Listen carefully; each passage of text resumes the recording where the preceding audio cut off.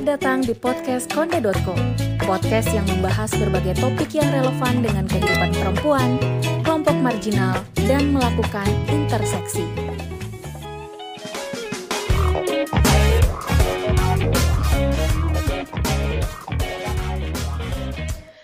Halo Kondevelas, balik lagi di podcast Konde.co bareng aku Nurul Azizah, yang kali ini kita bakal ngebahas soal Pride Month atau bulan kesadaran masyarakat global mengenai kebebasan berekspresi dan juga pemenuhan hak asasi terhadap ragam gender dan seksualitas yang diperingati setiap bulan Juni pada setiap tahunnya. Nah, Konde.co menurunkan riset dan juga liputan khusus tentang diskriminasi yang mereka alami selama setahun ke belakang dan bagaimana resiliensi dan juga cara mereka bertahan hidup. Selamat mendengarkan. Pemerintahan berganti, kelompok ragam gender dan seksualitas sampai kini masih hidup dalam kondisi yang sulit, di tengah diskriminasi dan intimidasi yang mereka alami. Mencari uang sulit, terusir dari kerja, rasanya seperti bertahan dalam berbagai kecamuk hidup. Edisi khusus Konde.co pada Juni 2025 kemarin menganalisa kasus diskriminasi dan kriminalisasi terhadap komunitas ragam gender dan seksualitas yang naik ke permukaan pada periode Oktober 2024 hingga Juni 2025. Konde.co juga menggali bagaimana resiliensi mereka bertahan hidup di tengah situasi yang sulit. Hasil jurnalisme data Konde menunjukkan masih terdapat eskalasi signifikan dalam pola kasus diskriminasi dan kriminalisasi yang mereka alami dengan total kasus 66 kasus. Analisis kasus ini dilakukan dengan pencarian manual lewat Google Search Engine antara 20 Oktober 2024 sampai 24 Juni 2024 dengan query kata kunci LGBT, waria, transpuan, gay, dan pesta gay. Temuan mengungkapkan pola maraknya kriminalisasi, kebijakan diskriminatif, dan retorika anti-LGBT yang sistematis di Indonesia. Berbagai faktor, baik negara maupun non-negara, terlibat aktif dalam upaya ini.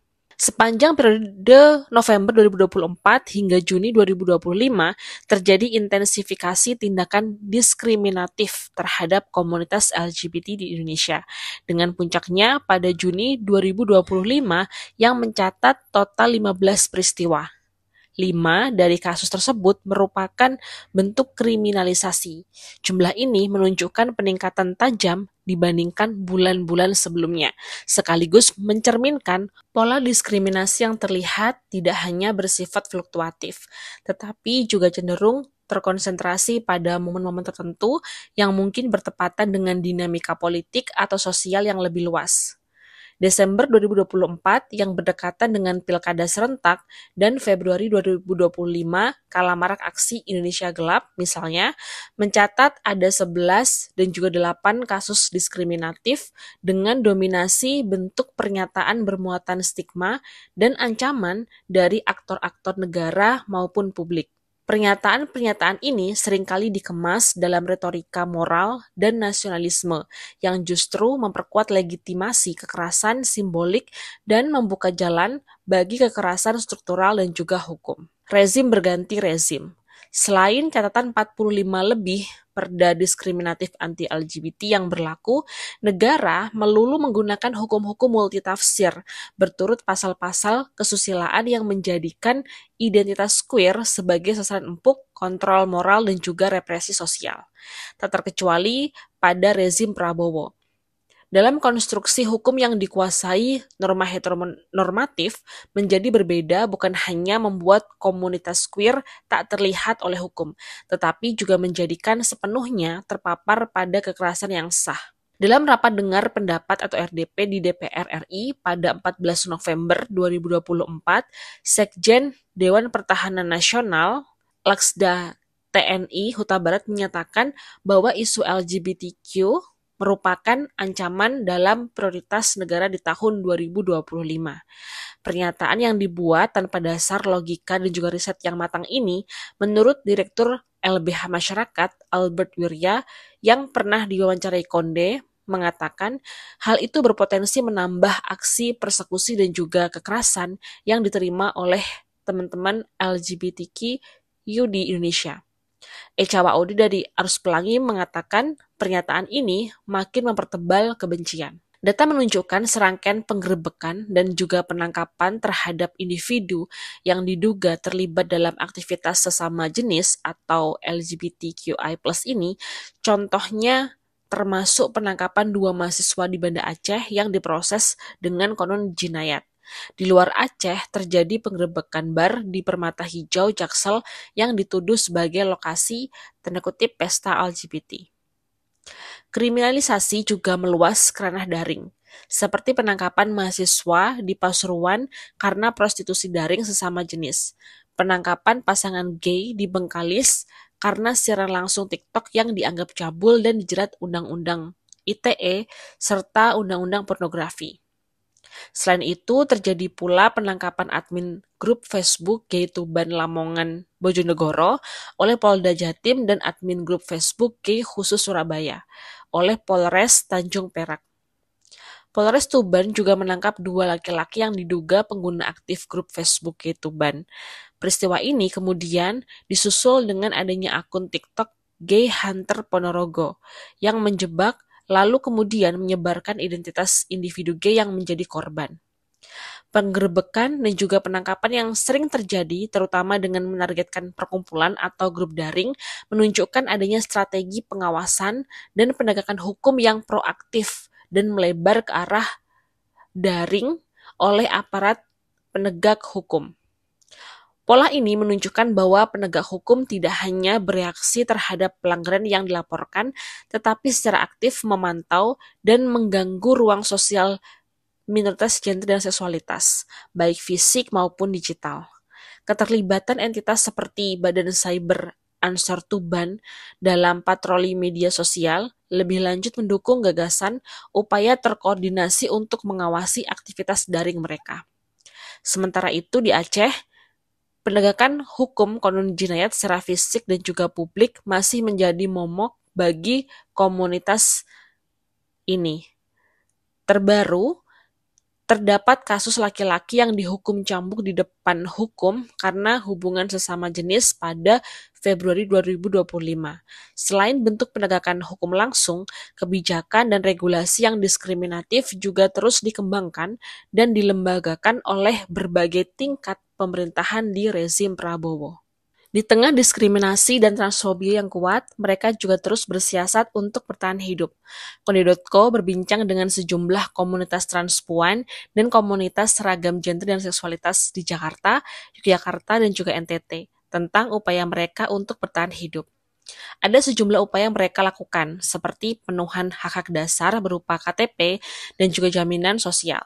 Upaya ini penting untuk transpuan agar mendapatkan akses terhadap pelayanan publik.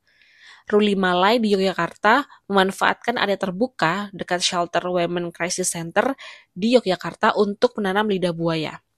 Tak hanya berjualan cendol lidah buaya, mereka juga menjalankan usaha laundry yang beroperasi di shelter. Mereka juga mengembangkan usaha pembuatan batik ekoprint. Mereka melakukan semua prosesnya mulai dari menyiapkan kain putih yang membentang, mencetak daun-daun alami sebagai pelengkap motif, mewarnai batik, menjemur, sampai memperoleh hasil ekoprint. Selain WCC di Yogyakarta, juga ada Yayasan Kebaya yang merupakan rumah singgah untuk transpuan terlantar dengan HIV/AIDS.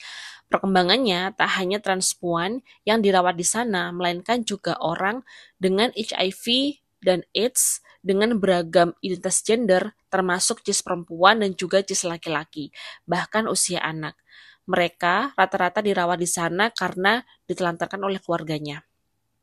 Adalah Vinolia Wakijo, 68 tahun, transpuan GAIK Yogyakarta yang menjadi salah satu pendiri Kebaya, yang saat itu berbentuk LSM. Saat ini ada 12 ODIF yang tinggal di shelter Kebaya. 6 diantaranya transpuan.